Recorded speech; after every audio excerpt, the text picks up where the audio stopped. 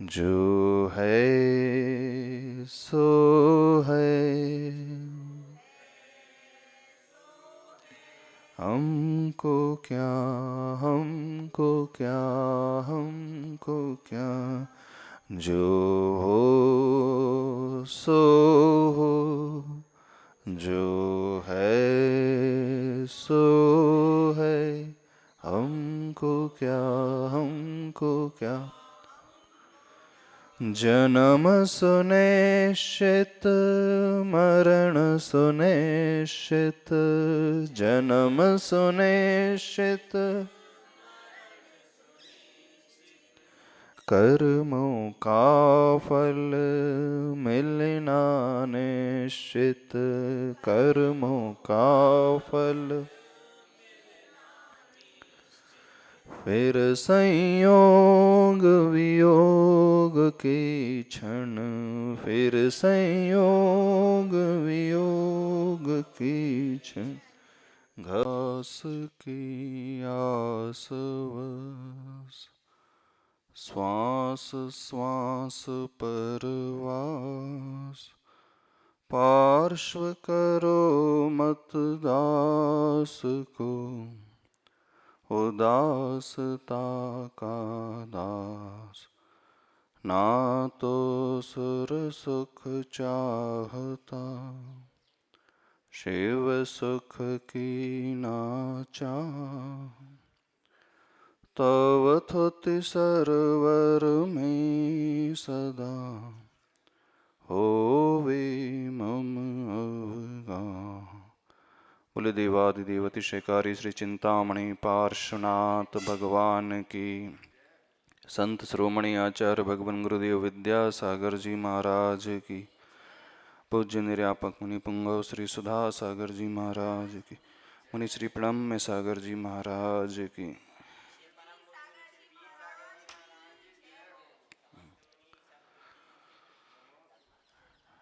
आज हर व्यक्ति बड़ा दुखी है, बड़ा परेशान है, अपने आप को सुखी बनाने के लिए बहुत कोशिश कर रहा है, इधर उधर दौड़ भाग कर रहा है। कोशिश करने के पश्चात भी वह सुखी नहीं हो पा रहा। ऐसा ही है ना? बोलो। जो मिलना चाहिए वो मिल नहीं रहा, जो भावना वो भा रहा है वो पूरी हो नहीं रही, पुरुषार्थ पूरा लगा हुआ है लेकिन रिजल्ट नजर आ नहीं रहा है। ऐसा क्यों हो रहा है? थोड़ा इस बात को भी समझ लें। कार्य की सफलता मात्र बाहरी पुरुषार्थ पर होती है ऐसा नहीं। कार्य की सफलता के लिए दोनों ही पुरुषार्थ की आवश्यकता होती है, बाहरी पुरुषार्थ प्लस भीतरी पुरुषार्थ। बाहरी पुरुषार्थ तो जो आप करते हैं संसार के क्षेत्र में वो तो हो रहा है, लेकिन एक भीतरी पुरुषार्थ भी होता है जो हमारी आत्मा आश्रित होता है। कर्म सिद्धांत के अनुसार हम देखें तो भीतरी कारण जो होता है कार्य की सफलता के लिए, उसके लिए आचार्य भगवान कहते हैं कुछ कर्म होते हैं, और उन कर्म के उदय में हमें फल की प्राप्ति होती है। दुख यदि मिल रहा है तो उसके पीछे भी एक कारण था, हमने ऐसा कर्म किया था। और सुख मिलता है तो उसके पीछे भी कारण होता है, साता वेदनी कर्म। दुख का कारण होता है असाता वेदनी कर्म। तो हमने पूर्व में, सभी जीवों ने पूर्व में इस प्रकार का असाता वेदनी कर्म अवश्य बांधा है, और वर्तमान में उस असाता वेदनी कर्म का उदय दुख रूप मिल रहा है। पीड़ा कष्ट रूप मिल रहा है। जो मिलना चाहिए, जो सोचता है व्यक्ति, वो नहीं मिल रहा है। तो हम बाहरी के साथ साथ थोड़ा सा भीतरी पुरुषार्थ भी करना शुरू कर दें तो सोने पे सुहागा हो जाएगा। जब व्यक्ति के जीवन में कष्ट आते हैं, बीमारियां आती हैं, रोग उत्पन्न होते हैं, तो डॉक्टर की ओर भागता है, हॉस्पिटल की ओर भागता है, तलाश करता है। करना भी चाहिए तलाश डॉक्टर की, डॉक्टर से मेडिसिन लेना भी चाहिए, इसमें कोई गलत नहीं। अच्छे से अच्छे डॉक्टर को देखें, खोज करके रखे, सलाह लेकर के रखे। यदि परिस्थिति प्रतिकूल होती है हमारे साथ, तो उस टाइम पे हम क्या करें, क्या करें और क्या नहीं करें, ऐसी सोच पहले से बना करके रखना ही चाहिए। भविष्य में क्या घटना घट जाए उसके लिए पहले से तैयारी रखना ही चाहिए। ये बहुत अच्छा माना जाता है। लेकिन आचार्य भगवान कहते हैं, हाँ, बाहर में हम जो कर रहे हैं, कर सकते वो तो करें, लेकिन साथ में एक पुरुषार्थ और शुरू कर देना चाहिए। और वह पुरुषार्थ मूल रूप से जड़भूत है, अंतरंग कारण है, जिसके उदय के फलस्वरूप हमारे जीवन में सारी अनुकूलताएं आती चले जाएंगी। तो यदि हम सुख चाह रहे हैं, अच्छा जीवन चाह रहे हैं, तो क्या करें? कुछ ऐसा कार्य करें जिससे हम पूर्व में किए हुए असाता कर्म को हम घटा सकें और नए सिरे से साता वेदनी कर्म को हम बांध सकें। यह पुरुषार्थ बहुत समीचीन पुरुषार्थ माना जाता है। इस कर्म सिद्धांत को जो व्यक्ति मान करके चलता है, और फैक्ट यही है, क्योंकि फल यदि बबूल का मिल रहा है तो नियम से हमने बबूल ही बोया है, आम नहीं बोया है, आम की गुठली नहीं बोई है। चाहते तो हैं आम्र फल सभी, मैंगो होना चाहिए हाथ में। और कार्य कैसे कर रहे हैं? पूर्व में किया कैसा है? बबूल के कांटों की भांति बोया है। अब जो हो चुका है उसे के कैसे संवारा जाए, प्रश्न उठता। अज्ञान दशा में हर एक जीव ने इस प्रकार के दुखों को पाने वाली जो परंपरा होती है, वैसा ही अपना जीवन जिया है। जो कार्य किए हैं वह कार्य असाता वेदनी रूपी फल को पाने वाले किए हैं। तो आज थोड़ा सा एक बहुत अच्छी बात समझना सभी लोग, क्यों हमारे जीवन में ऐसा फल हमें मिल जाता है जो हम नहीं चाहते? तो हमने क्या गलती की है सभी लोगों ने? उस असाता वेदनी कर्म को बांधा है, और इसके पीछे कारण आचार्य भगवान कहते हैं, दुख शोक तापा क्रंदन वद परिदेवन। ये 6 कारण आचार्य भगवान ने गिनाए। दुख शोक तापा क्रंदन वद परिदेवन, ये कारण है। आत्म पर उभय स्थानानि असद वेद्यस्य, तत्वार सूत्र में एक सूत्र आता है। असाता वेदनी कर्म के बंध के कारण, और इससे ठीक विपरीत साता वेदनी कर्म। क्या हुआ आवाज को? भूत वृत्तिन कंपादान सराग संयमादि योग क्षांति शौचमिति सदवेद्यस्य, साता वेदनी कर्म के। ये अंतरंग पुरुषार्थ की हम बात कर रहे हैं, थोड़ा सा इससे भी समझ करके चलो। जिसे भगवान महावीर कर्म सिद्धांत कहते हैं, आज का विज्ञान ये कहता है मनोविज्ञान। मानसिक दशा ऐसी रखो, अच्छी रखो। मानसिक दशा के कारण ही हम कर्म बांधते हैं, अथवा यूं कहें मनोयोग के कारण ही इस प्रकार के कर्म, आत्म परिणाम के कारण ही इस प्रकार के कर्म व्यक्ति बांधता है। तो गलती कहाँ हुई है? बहुत ज्यादा दुख किया है। अब आप कह सकते हो दुख का कारण मिलेगा तो दुख नहीं होगा। दुख मतलब पीड़ा रूप परिणाम। शोक कोई उपकारी होता है, उसका वियोग हो जाता है, तो व्यक्ति शोक में डूब जाता है। कह सकते हो कि अब हमारा प्रिय था, वियोग हो गया, तो क्या हमें दुख शोक नहीं होगा?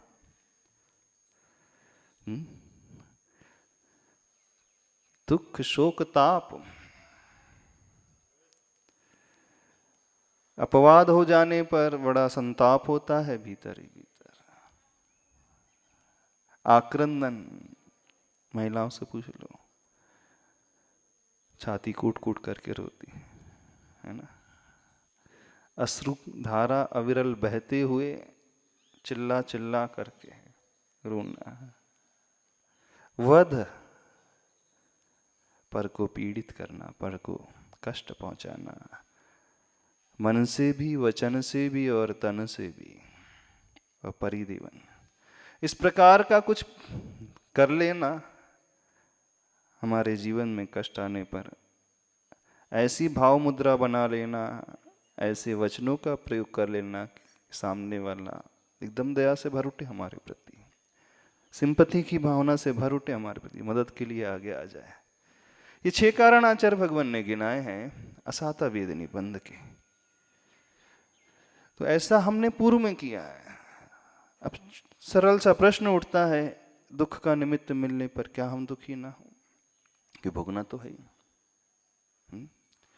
अब दुख का कारण उपस्थित हुआ जीवन में, इसमें हम कुछ नहीं कर सकते, लेकिन उसे सहन कैसे करें, ये पुरुषार्थ हमारे हाथ में है।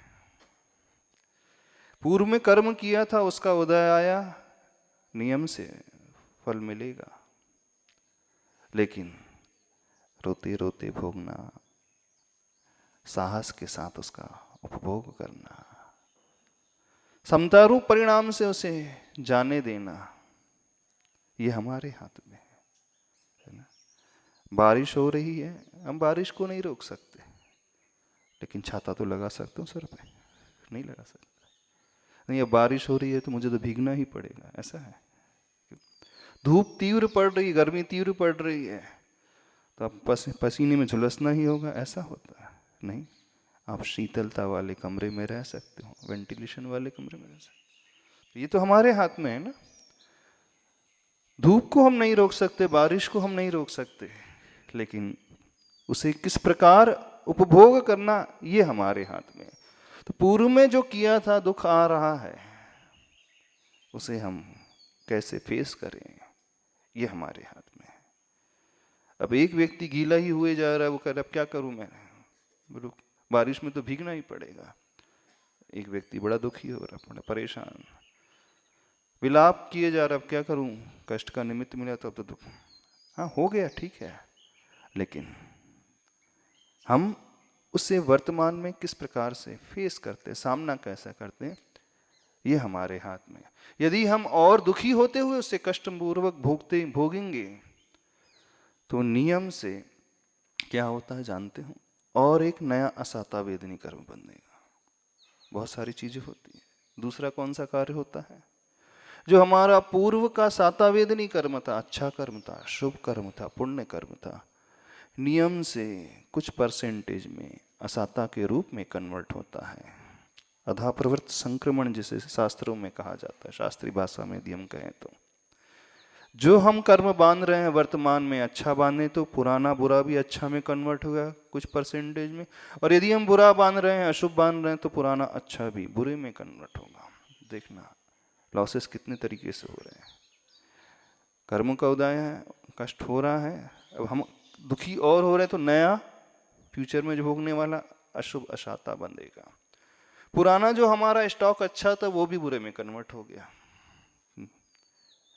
फिर क्या हुआ, कन्वर्ट हुआ, प्लस तीसरी चीज और होती है, जो पुराना बुरा था उसकी इंटेंसिटी और बढ़ जाती है, अशुभ कर्म था। चौथी चीज और होती है, पुराना जो अच्छा था उसकी इंटेंसिटी और कम हो जाती है। गलती एक की हमने, लेकिन उसका फल अब 4 तरीके से, 4 तरफ से मिल रहा है, सिर्फ हमारी एक भूल के कारण, एक अज्ञान की अवस्था के कारण। समझ रहे हो कि नहीं? अब उसका ठीक विपरीत तरीका बताते हैं। दुख का निमित्त आया, कष्ट का निमित्त आया, परेशानी पैदा हुई, अब उसे हम समता से, बड़े आराम से, साहस के साथ, धैर्य न खो करके उसका उपभोग कर रहे हैं। ठीक है, विपत्ति आ गई, मान लीजिए कोई बीमार पड़ गया घर में, वेरी प्रैक्टिकल, बहुत प्रैक्टिकल बात करते हैं। अब बीमारी तो हो ही रही है ना सब जगह, केसेस आ ही रहे हैं सब जगह, लोग सुनते हैं कि फलाने के यहाँ वो हो गया, उसके यहाँ ये हो गया। अब उसके यहाँ क्या, सबके यहाँ हो ही रहा है, ऑन एन एवरेज, कोई बच नहीं रहा है। अब ऐसी परिस्थिति आपके घर में निर्मित हो गई, तो क्या करोगे? रोओगे बहुत ज़्यादा, चिल्लाओगे, शिकायत करोगे, क्या करोगे? अब वो तो जो होना था हो गया, वो हमारे हाथ में नहीं था, अब जो हो चुका है, अब क्या करना? उसे अच्छे से फेस करोगे तो उसका बेनिफिट क्या होगा? नए सिरे से हम साता वेद नहीं कर मानेंगे, अच्छा मानेंगे। पुराना असाता था, वह भी कुछ परसेंटेज में साता के रूप में कन्वर्ट हो जाएगा, अधा प्रवृत्त संक्रमण। पुराना असाता था, उसकी इंटेंसिटी कुछ कम हो जाएगी, पुराना साता था, उसकी इंटेंसिटी और बढ़ जाएगी। और विज्ञान के अनुसार देखें, जब हम प्रशस्त मन से, साहस के साथ किसी को फेस करते हैं तो हमारा वर्तमान का बल भी बढ़ जाता है, मनोबल हमारा बढ़ जाता है, शक्ति बढ़ जाती है।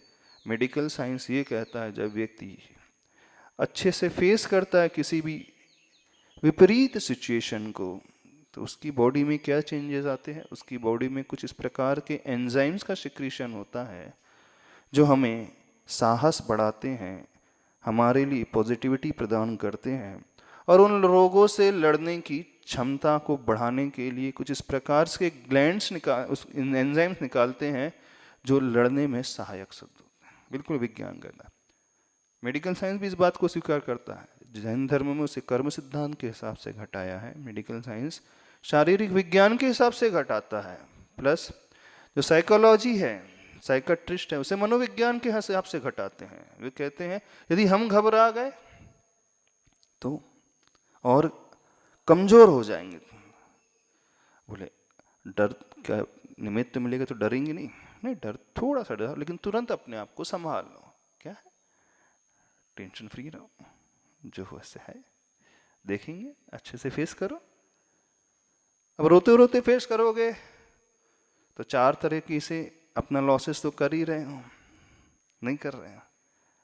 सिर्फ इतना ही लॉस नहीं होता, इतना ही नुकसान नहीं होता, फिर सराउंडिंग में जो भी रहते हैं आपको देखकर वो भी डर जाते हैं, नहीं है?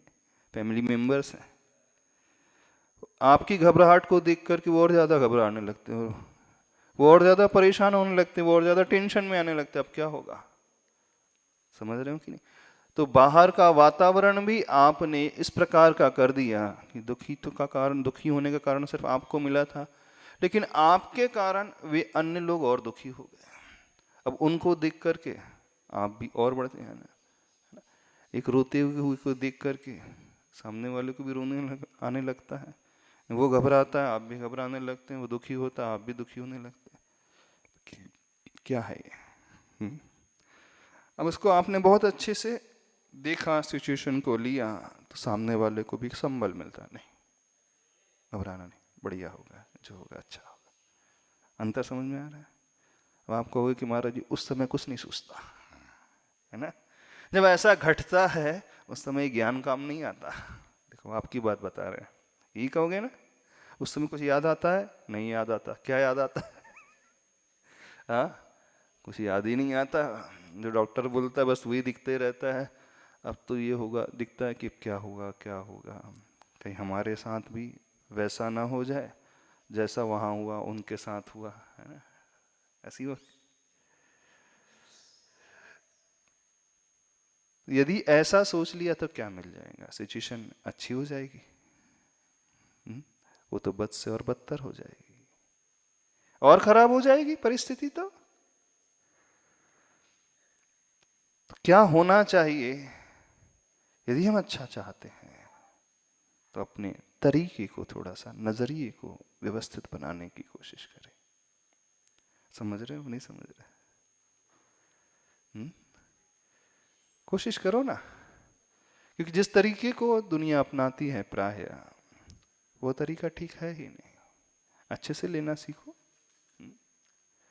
निराशावादी नहीं, आशावादी सोच लो। गुलाब के पौधों के पास जाओगे, हजारों कांटे हैं, एक गुलाब है। कोई देख करके बोलेगा क्या पौधा है, इतने सारे कांटों हैं और उसके बीच एक ही गुलाब। दूसरा व्यक्ति जाता है, गजब है, इतने सारे कांटों के बीच में भी गुलाब कैसा खिला हुआ है। हाँ, इतनी सारी प्रतिकूलताओं के बीच भी कैसी सुगंधी फैला रहा है, कैसी सुंदरता पर बिखेर रहा है। और एक व्यक्ति पहला जाता है, अरे इतना सा फूल है, हजारों कांटे, जहां हाथ लगाओ कांटे ही कांटे, कांटे ही कांटे।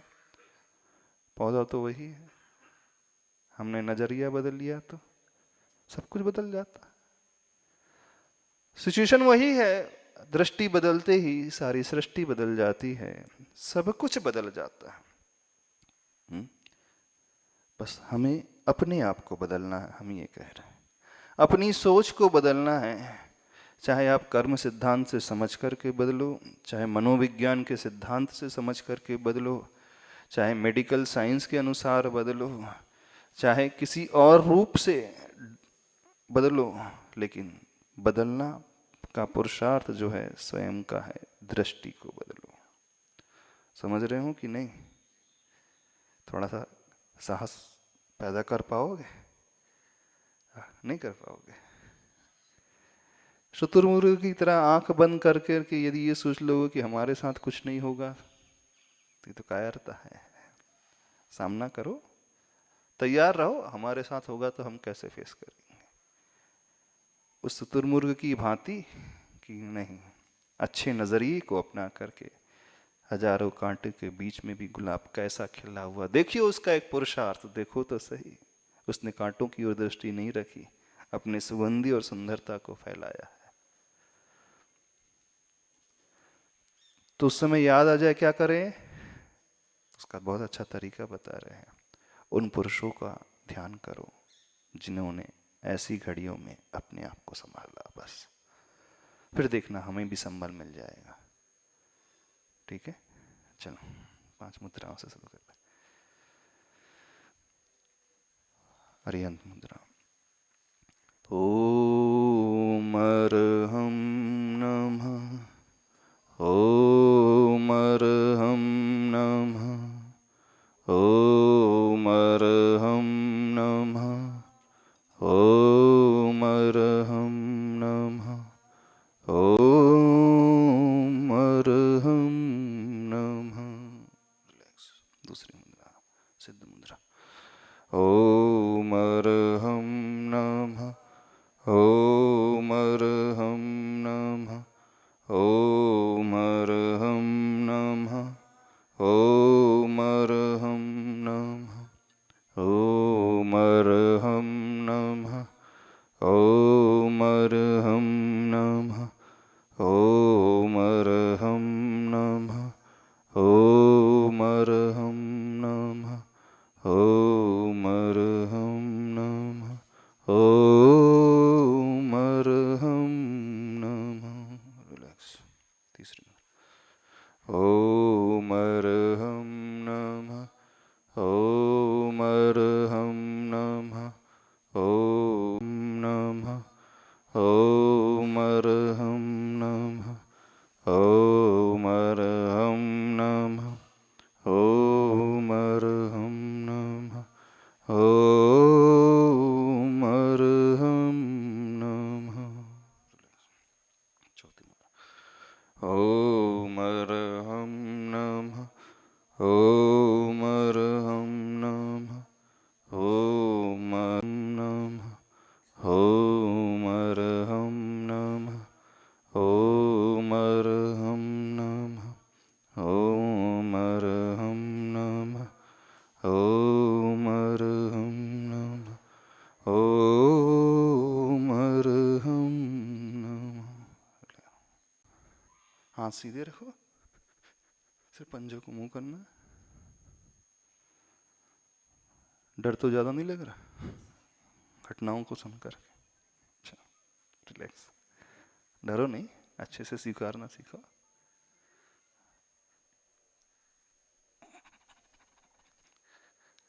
संसार को खुली आंखों से, धैर्य की आंखों से देखना सीखो। जितना हमारे भीतर धैर्य होगा, पेशेंस होगा, हम हर परिस्थिति का सामना बहुत अच्छे से कर सकते हैं। बेसिक पांचवी मुद्रा, साधु की मुद्रा। ओम अर्हं नमः, ओम अर्हं नमः, ओम अर्हं नमः, ओम अर्हं नमः, ओम अर्हं नमः, ओम अर्हं नमः, ओम अर्हं नमः। रिलैक्स।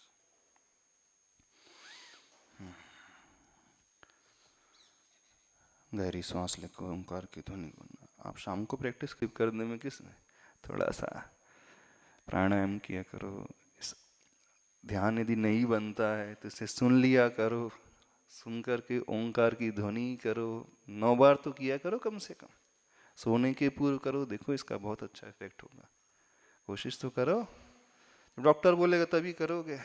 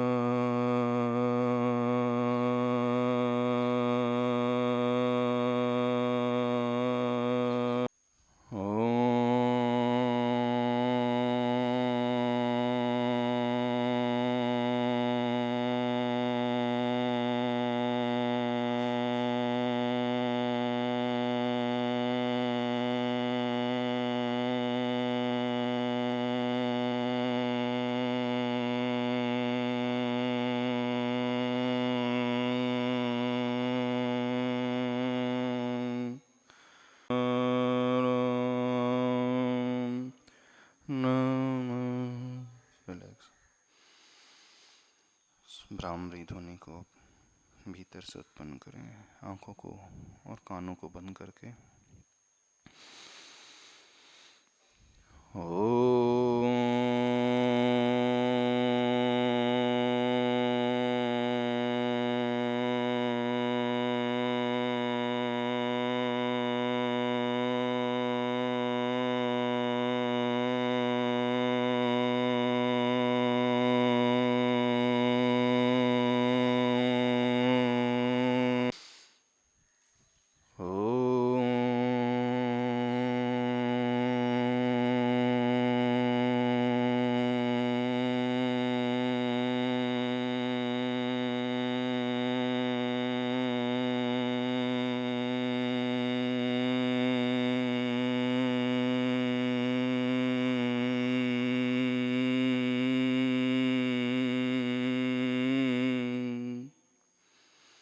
रिलैक्स स्थितियों को बहुत अच्छे से फेस कर पाते हैं। दृष्टि अपने हृदय की ओर लेकर के आए।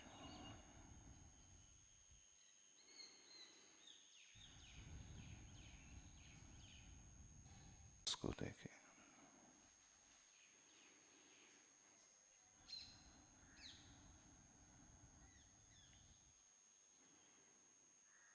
सारा ध्यान अपनी श्वासोच्छ्वास की ओर।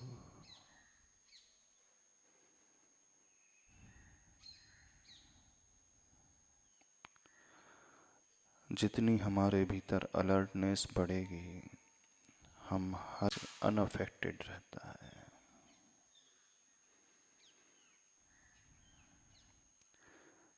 प्रतिकूलता बाहर कितनी भी क्यों ना हो, यदि हम जागृति बनाए रखे हैं तो वह हम पर प्रभाव नहीं डालेगी।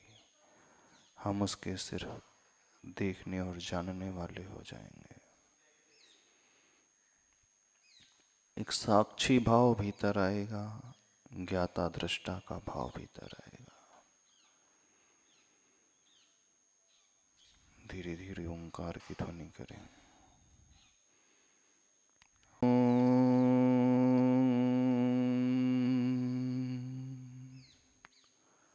सभी लोग अपने अपने जीवन को देखें, कौन सी परिस्थितियां उन्हें डराती हैं। बड़े साक्षी भाव से उन्हें देखने की कोशिश करें। जो भी सिचुएशन एडवर्स है, उसके रिजल्ट को देखें, हमने उसका सामना कैसे किया है। रो कर के, दुखी होकर के, डर कर के, उसका प्रभाव नेगेटिव ही पड़ा है। यदि दूसरे एंगल से उसे देखते तो बहुत आसानी से झेल सकते थे। बाहर की परिस्थिति नहीं, मेरे ही कर्म का उदय है। मेरे ही असाता वेदनी कर्म के उदय के फलस्वरूप मुझे यह देखना पड़ रहा है, लेकिन मैं उसे बहुत साम्य भाव से अच्छे से फेस करता हूँ। ऐसी भावना अपने भीतर गहरी लेकर के आए। अपनी दुख की परिणति को निकाल करके अलग करें और समता से उसे सहन करने की भावना भाएं। इससे हमारा मानसिक संबल बढ़ेगा। बिल्कुल विजुलाइज करें अपने आप को, अपने घर की परिस्थिति को, अपने परिवार को, परिवार में रहने वाले सदस्यों को।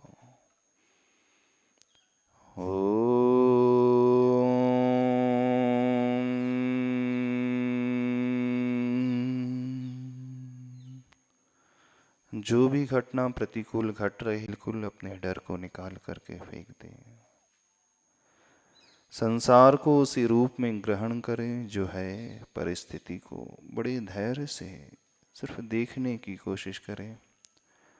उससे हमारा विल पावर बढ़ेगा।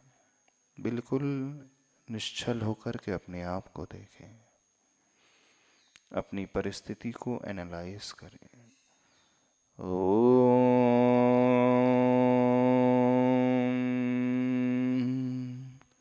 यदि कोई बीमार है तो उसे भी धैर्य बनाएं और उसके समाधान की ओर दृष्टि लाएं। चिंतित होने से कुछ नहीं होगा, भागने से कुछ नहीं होगा, रोने से कुछ नहीं होगा, डरने से कुछ नहीं होगा। सिर्फ मैं अपने धैर्य को बढ़ाता हूँ इस संकल्प के साथ।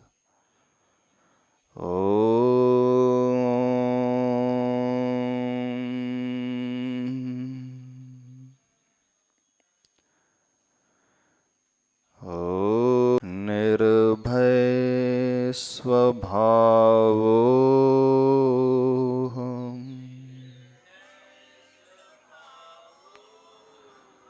निश्चिंत स्वरूपो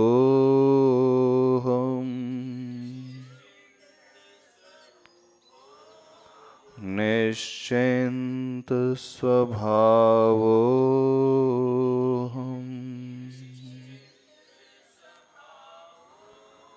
साहस सहितो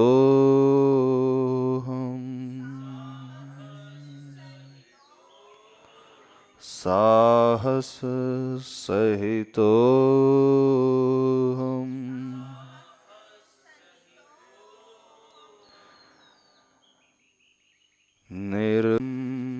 परम शांति। ओम अरहं परम शांति। ओम अरहं परम शांति। दोनों हथेली को रगड़कर उस पूरी ऊर्जा को अपने शरीर से स्पर्श कर लें। एक्सेस एनर्जी को संसार के कल्याण के लिए संप्रेषित करें। बोलिए महावीर भगवान की, आचार्य भगवान गुरुदेव विद्यासागर जी महाराज की।